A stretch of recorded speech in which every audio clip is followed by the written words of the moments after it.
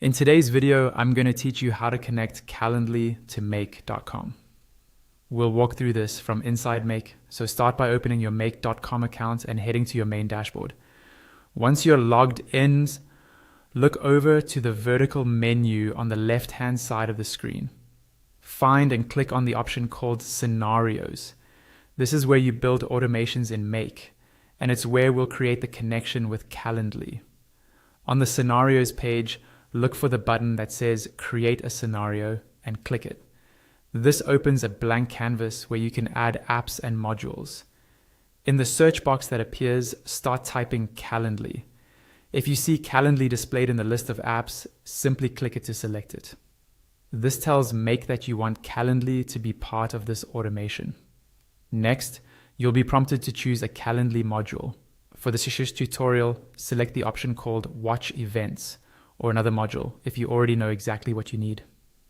Watch Events is useful because it monitors your Calendly activity and can trigger automations whenever something happens, like a new booking or a cancellation. After choosing the module, you'll see its settings panel. Click on Create a Webhook. A webhook is what allows Calendly to send real-time updates to Make. If you haven't connected your Calendly account yet, look for the Connections section and click Add. A login pop-up for Calendly will appear. Sign in with your Calendly credentials and grant access to Make. This only needs to be done once, and Make will remember the connection for future scenarios. When the connection is set, open the Events dropdown. To keep things simple and make sure you don't miss anything, choose Select All. This means the webhook will react to all supported Calendly event types.